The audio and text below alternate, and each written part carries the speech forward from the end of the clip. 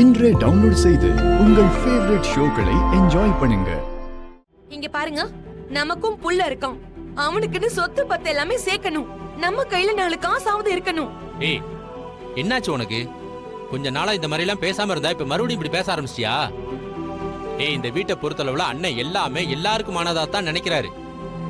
ஆனா நீ இங்க இருந்து பிரிஞ்சு போய் நமக்குன்னு ஒண்ணு தனியா சொந்தமாக்கிக்கணும்னு நினைக்கிற இல்ல? நான் அப்படி நினைக்கிறதுல ஒண்ணும் தப்பு இல்லையே.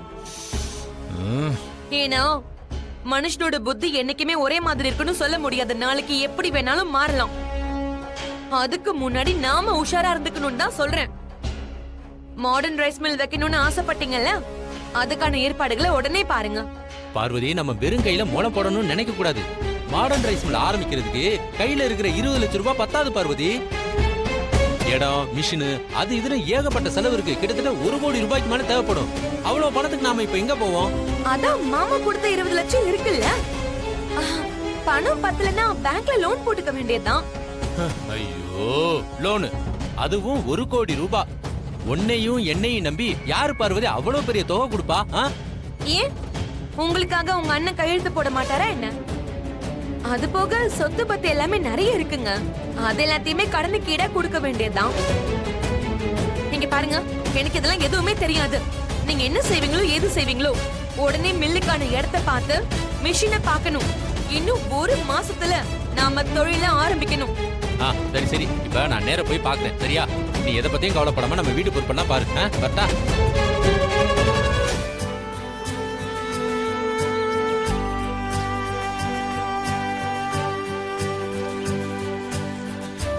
முப்பதுக்கு 40 அடி இருக்கும். ஒரு நீட்டமான ரூம் தான். குடோனுக்கு சரியா இருக்கும். ஆனா நீங்க சொன்ன மாதிரி டான்ஸ் ஸ்கூல் கூட வைக்கலாம். இடம் நல்லா இருக்கு. ஆமாம்மா, டான்ஸ் ஸ்கூல் வைக்கிறதுக்கு ரொம்ப நல்ல இடமா. தெப்ப குளத்தை ஒட்டி இருக்கிறதுனால ஸ்கூலுக்கு பசங்கள்லாம் வந்து போறதுக்கு ரொம்ப வசதியா இருக்கும். ரொம்ப சந்தோஷம் ஐயா. அட்வான்ஸ் வாடகைலாம் எப்படி? வாடகை 25,000 ரூபாமா. அட்வான்ஸ் 10 மாசம் வாடகை, அதாவது 2.5 லட்சம் ரூபாமா. ஓ. கரண்ட்டுக்கு தனி மீட்டர் இருக்கு. அதுல என்ன வருதோ அதை நீங்க கட்டிக்கலாம். மெயின்டெனன்ஸ் 4,000 ரூபாய். வாடகையும் அட்வான்ஸும் கொஞ்சம் குறைச்சிக்கிட்டா நல்லா இருக்கும். சின்ன குழந்தைங்களுக்காக நடத்துறோம். இத பாருங்க தம்பி, இந்த இடத்த குடோனு கொடுத்தேன்னா பெரிய அளவுல வாடகை கிடைக்கும். என்னன்னா சரியான ஆள் வராததால 1 வருஷமா நான் பூட்டி வச்சிருக்கேன். நான் கேட்ட தொகையை கொடுத்தீங்கன்னா சரி, இல்லன்னா இடம் சும்மா பூட்டி கிடந்தாலும் பரவாயில்ல. நல்ல பார்ட்டி வர வரைக்கும் நான் காத்திருப்பேன். ஆனா சொன்னதுல 1 நயா பைசா கூட குறைக்க மாட்டேன்.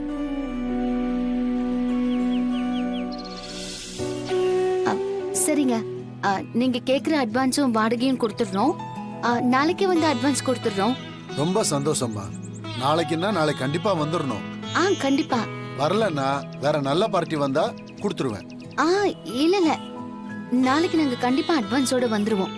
நீங்க யாருக்கும் கொடுக்க வேண்டாம். சரிம்மா, ரொம்ப நல்லது. ரொம்ப நன்றிங்க. நாங்க வரோம். அம்மா, நான் வண்டியில ஐஸ் வியாபாரம் பண்றோமா.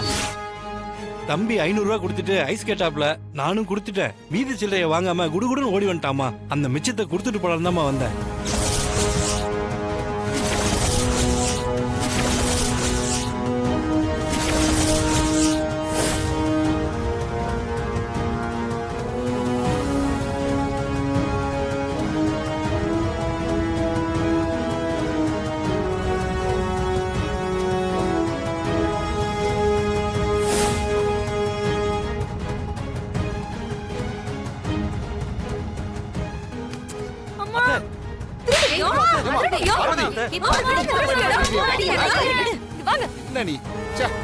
எதுக்கு அப்போ அடிக்கிறீங்க? பின்ன அடிக்காம சின்ன வயசுல திருட்டு புத்தி.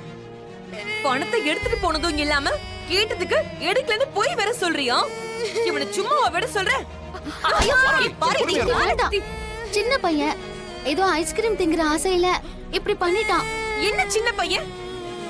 இந்த புத்தி தானே நாளைக்கு பெரியவன் ஆனதுக்கு அப்புறமும் வரும். திருடுவியோ?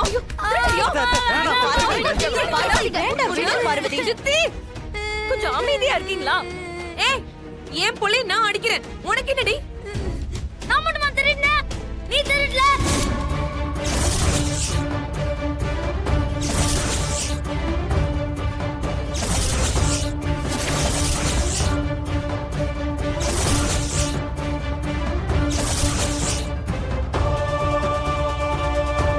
என்னடா சொன்ன? ஆமா, வீட்ல இருந்த பத்திரத்தை திருடிட்டு போய் கொடுத்தால. பெரியப்பாவோட கைரேகைய அவருக்கே தெரியாம போய் மறைச்சு கொடுத்தால. அதெல்லாம் தப்பு இல்லையா? நீ மட்டும் தப்பு பண்ணுவ, அத நான் பண்ணா தப்பா?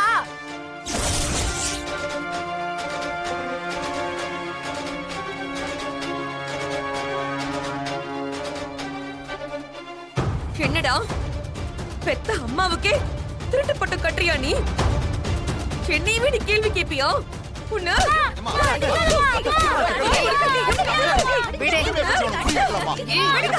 சொல்றேன்ல, அவன் கேட்டதுல என்னடி தப்பு இருக்கு? நீ என்ன சாதாரண காரியமா பண்ணிருக்க?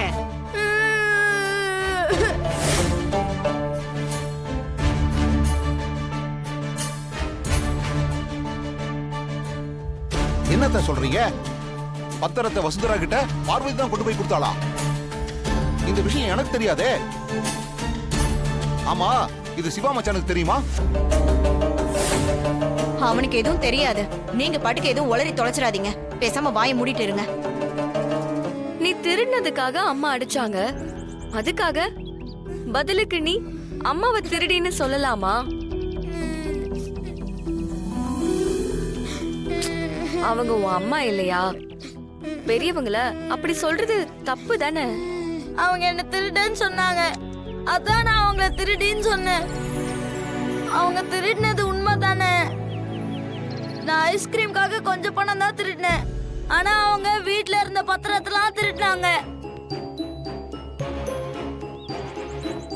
அதோட பெரியப்பாக்கு தெரியாம அவரோட கைரேகையை பதிச்சு கொடுத்தாங்கல்ல, அது எவ்வளவு பெரிய தப்பு. அதுவும் பெரியப்பா இந்த கோயிலுக்கு கொடுக்கறேன்னு சொன்ன இடத்தோட பத்திரத்தை போய் கொடுத்துருக்காங்க. இதனால பெரியப்பாக்கு எவ்வளவு சங்கடமா இருக்கும். இப்ப அம்மா பண்ணதும் திருட்டு தானே, அதனாலதான் நான் அப்படி சொன்னேன். அப்படிலாம் சொல்லாதடா. அம்மா எடுத்ததுக்கும் நீ இப்ப பண்ணதுக்கும் வித்தியாசம் இருக்குல்ல. அதோட அது முடிஞ்சு போன விஷயம். நீ பெரியவங்க கிட்ட இருந்து நல்ல விஷயத்த மட்டும்தான் கத்துக்கணும். அம்மாவை தப்பா பேசக்கூடாது. என்ன, சரியா? தனா,